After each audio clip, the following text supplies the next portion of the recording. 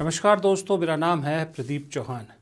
बात समझनी है तो पूरी सुननी होगी और बात आज बहुत अहम है। बात राहुल गांधी की भी है, बात राहुल गांधी को मिलने वाली धमकी की भी है, लेकिन उससे पहले ज़रा प्रियंका गांधी और असम की बात करना भी ज़रूरी है। ये एक तस्वीर आपकी स्क्रीन पे है। इस तस्वीर को देखकर मैं आपको गारंटी कह सकता हूँ कि हेमंता बिस्वा शर्मा को बल्कि समूची बीजेपी को बहुत तकलीफ हो रही होगी, क्योंकि जिस नैरेटिव को गढ़ने की कोशिश हेमंता बिस्वा शर्मा असम में कर रहे हैं ना, उसको आज प्रियंका गांधी ने अपने पहले ही दिन ध्वस्त कर दिया। अब ये तस्वीर मैं आपको इसलिए दिखा रहा हूँ, आपके सामने हाईलाइटेड है। इस तस्वीर में ज़रा कांग्रेस की स्ट्रेटेजी आपको दिख जाएगी। कांग्रेस का असम चुनाव को लेकर क्या प्लान है या कांग्रेस कैसे अपने आप को प्रोजेक्ट कर रही है, इस पर दिख जाएगा। बीच में बैठी है प्रियंका गांधी। अब प्रियंका गांधी के बारे में बोलने की ज़रूरत नहीं है। असम चुनाव की जिम्मेदारी प्रियंका गांधी के कंधों पर है और प्रियंका गांधी पहुंच गई है अपने रण क्षेत्र में। जाहिर सी बात है, प्रियंका गांधी का और उनका जो पहुंचना वहां पर और अपने पदाधिकारियों से, कार्यकर्ताओं से बात करना एक बहुत बड़ा मैसेज देगा। उसके बाद देखिए, उनके साथ में दो चेहरे बैठे हैं, गौरव गोगोई और देवव्रत सैकिया। दोनों असम के जनमानस के नेता, जनता से जुड़े हुए नेता, ज़मीन से जुड़े हुए नेता। सैकिया इसलिए इम्पोर्टेंट हो जाते हैं गौरव गोगोई के साथ साथ क्योंकि ये दोनों ऐसे हैं, गौरव गोगोई के खिलाफ हेमंता बिस्वा शर्मा का एक एजेंडा चल रहा है और सैकिया को बीजेपी में लाने की भरपूर कोशिशें की गई, लेकिन देवव्रत सैकिया ने मना कर दिया। इनफैक्ट देवव्रत सैकिया ने एक ऐसी टर्म इजाद की है जो अभी बीजेपी है, उसके बारे में आप सुनोगे तो हंसोगे, बल्कि वो भी बताऊंगा आपको कि देवव्रत सैकिया ने क्या टर्म इजाद की है। अब इन दोनों के साथ में देखिए, दो येलो सर्कल में डीके शिव कुमार और भूपेश बघेल, कांग्रेस पार्टी के दो सबसे बेहतरीन रणनीतिकार।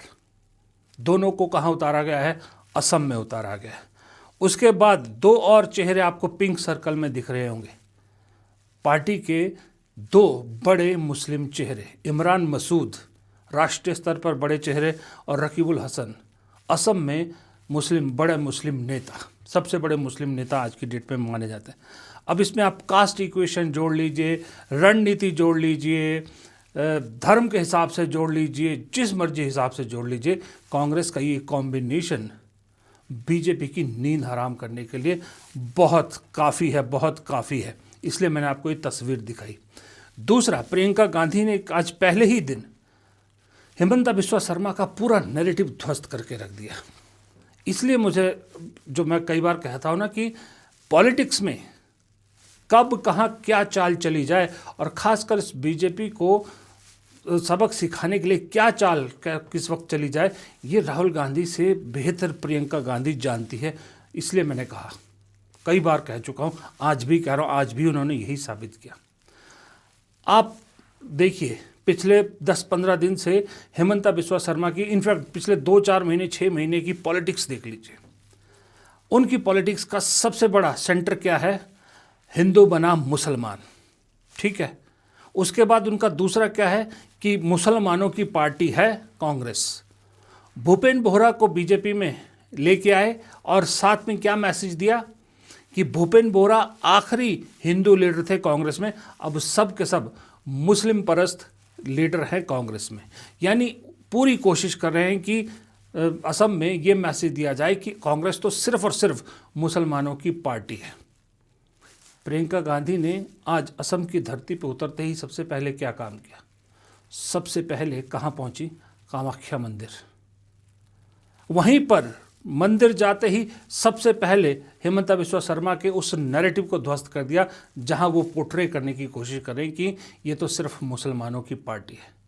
न सिर्फ प्रियंका गांधी वहां पहुंची, डीके शिव कुमार, भूपेश बघेल, गौरव गोगोई, समूची लीडरशिप को कामाख्या मंदिर ले गई प्रियंका गांधी। और उसके बाद जो माथे पर बड़े बड़े तिलक सबके लगे ना, वो तिलक अपने आप में बहुत बड़ा मैसेज दे गए।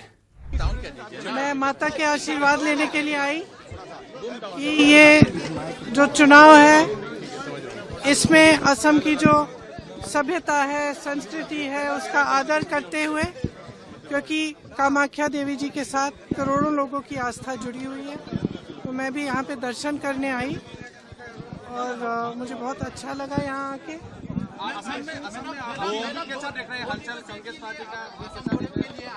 देखिए, ये धार्मिक स्थल है, यहाँ पे मुझे राजनीतिक बात नहीं करनी चाहिए।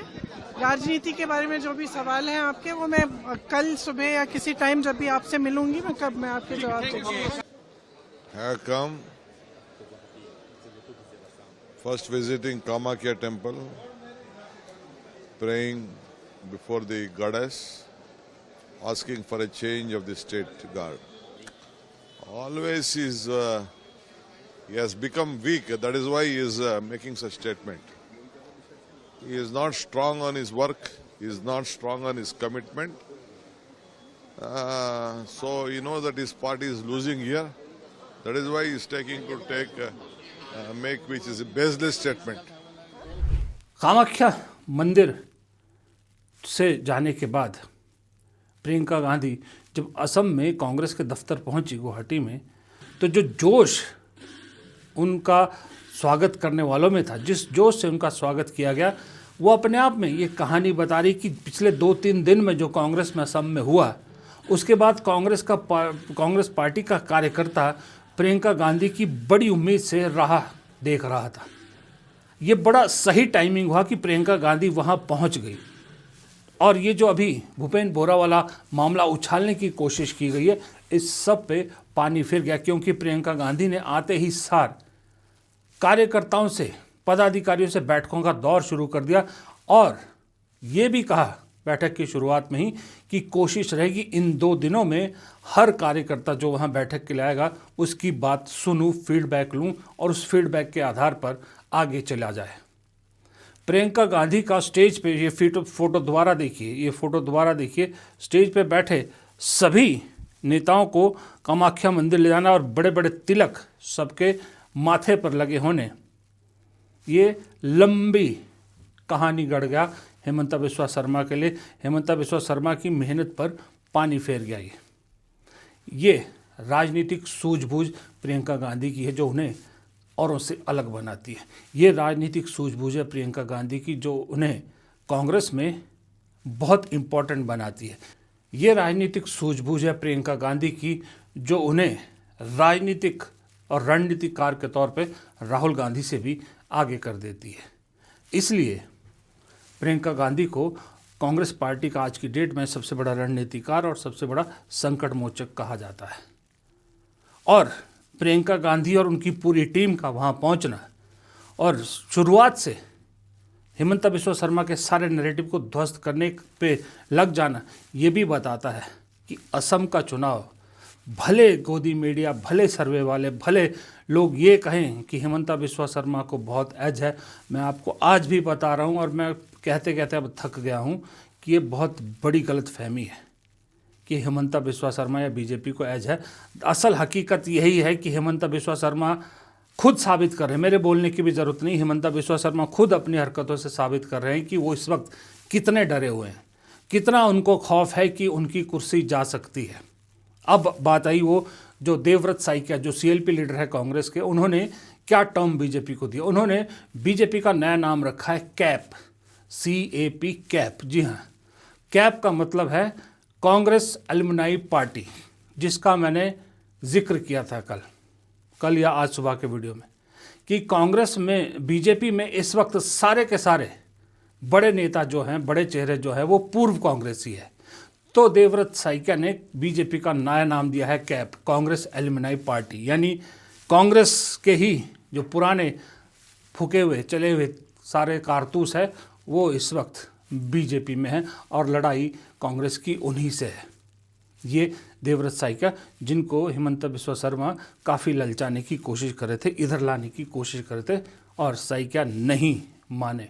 उन्होंने एक ट्वीट के ज़रिए कहा कि जब मैं आया था राजनीति में तब भी कांग्रेसी था, कल भी कांग्रेसी था, आज भी कांग्रेसी हूँ और कल भी कांग्रेसी ही रहूँगा, ये दावा किया उन्होंने। इधर दिल्ली में कांग्रेस गुवाहाटी से भी ज़्यादा एग्रेसिव नज़र आई, क्योंकि एक सरफिरे शख्स नहीं, आपकी स्क्रीन पर देखिए, मेरे साइड में दिख रहा होगा कहीं, ये एक सरफिरा शख्स धमकी दे रहा है राहुल गांधी को जान से मारने की। न सिर्फ राहुल गांधी को कह रहा, 25 सांसदों को जो है वो धमकी दे रहा है कि अगर कार्रवाई नहीं उनके खिलाफ तो उन्हें जान से मार देगा। अब राहुल गांधी को धमकी ये कोई छोटी मोटी चीज़ नहीं है। उस शख्स ने अपनी दादी और अपने पिता को खोया है, उस परिवार ने खोया है, उस शख्स को धमकी दे रहे हैं। और जब तक ये मैं वीडियो रिकॉर्ड कर रहा हूँ तब तक कंफर्मेशन नहीं है कि उस शख्स को गिरफ्तार किया गया है कि नहीं किया गया। अफवाहें थी कि उन्हें डिटेन किया गया है।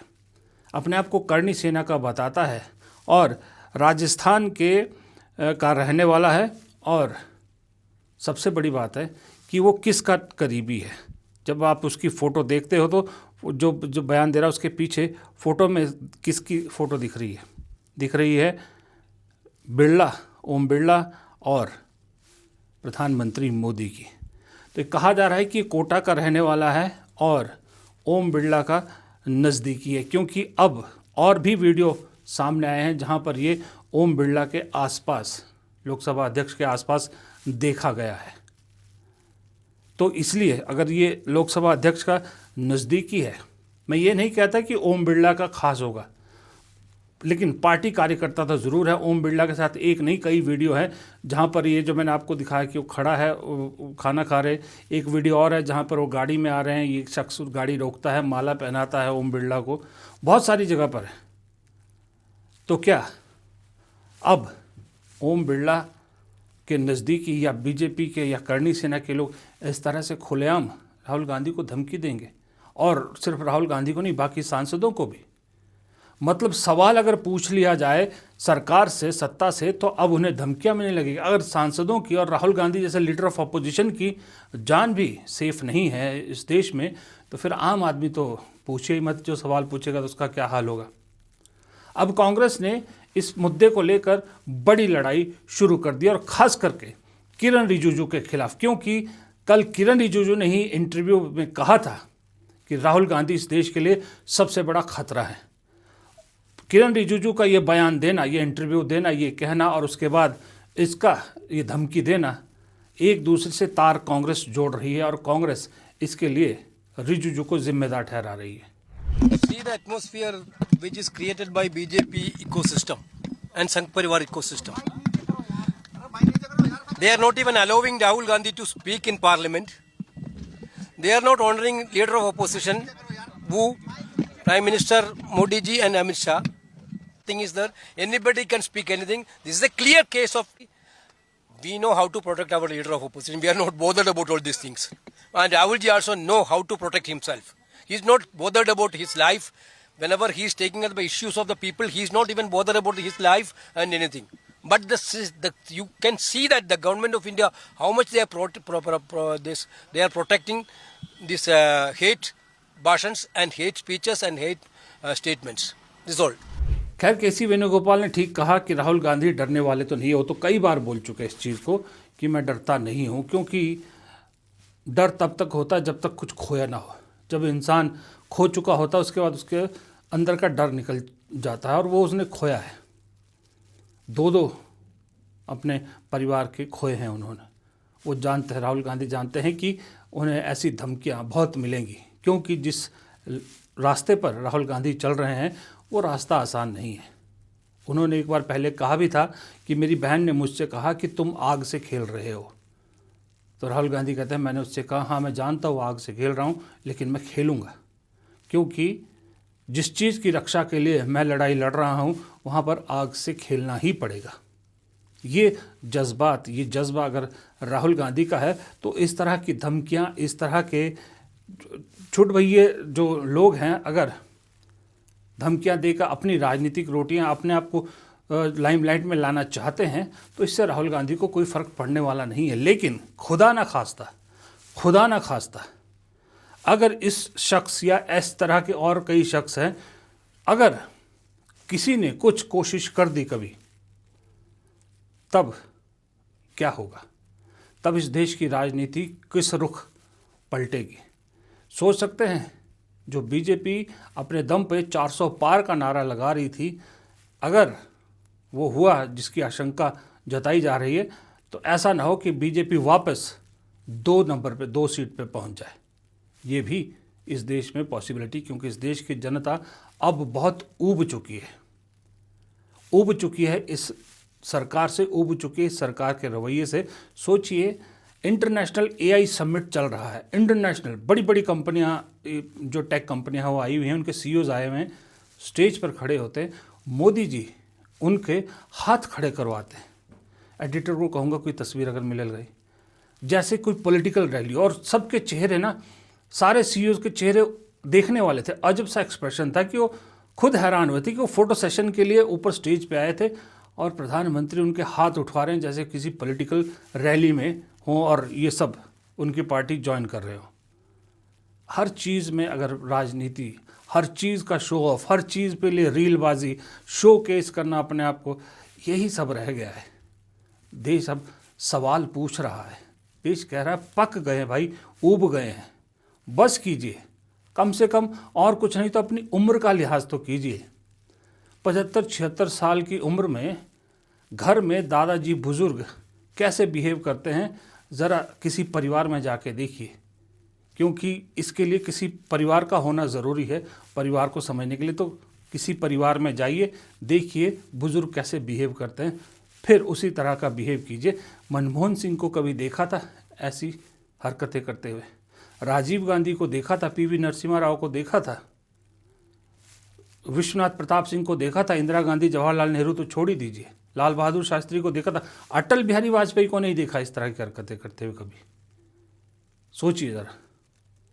और जब प्रधानमंत्री लपेटने में आते हैं तो अटल बिहारी वाजपेयी को भी लपेट देते हैं, कहते हैं कि 2014 से पहले के प्रधानमंत्रियों का विजन ही नहीं था। गजब है आदमी। खैर, ये टॉपिक बहुत लंबा चला जाएगा, इस पे तो जितना बोले उतना ही कम है। फिलहाल इस वीडियो को यहीं ख़त्म करता हूँ। वीडियो पसंद आया तो लाइक कीजिएगा, लाइक करने से प्लीज़ मदद मिलती है। वैसे भी आजकल जितने एंटी सरकार वीडियोज़ हैं उन सब को दबाया जा रहा है, रीच नहीं मिलती, लोगों तक नहीं पहुँच रहे। तो इसलिए अगर आप लाइक करोगे तो शायद कुछ दबाव पड़े, यूट्यूब हमारे वीडियोस को आगे बढ़ाए। तो लाइक ज़रूर कीजिएगा, दोस्तों के साथ शेयर करना मत भूलिएगा। कहीं भी, जो भी, जिस प्लेटफॉर्म से भी आप जुड़े, शेयर करेंगे तो बहुत मदद मिलेगी। कमेंट बॉक्स में आपकी राय हमारे लिए बहुत ज़रूरी है। और रिक्वेस्ट है कि आप में से बहुत से लोग मेरे वीडियोस रेगुलरली देखते हैं, मुझे मालूम है, कमेंट भी करते हैं कुछ लोग तो, लेकिन चैनल को सब्सक्राइब नहीं किया। प्लीज़ सब्सक्राइब कर दीजिए, आप पे कोई बोझ नहीं पड़ेगा, आपको कोई टाइम कंजम्पशन नहीं होगा। देखिएगा तभी जब आपको मर्ज़ी लगे, अच्छे लगे, लेकिन सब्सक्राइब करके हमें हौसला ज़रूर मिलेगा। नमस्कार।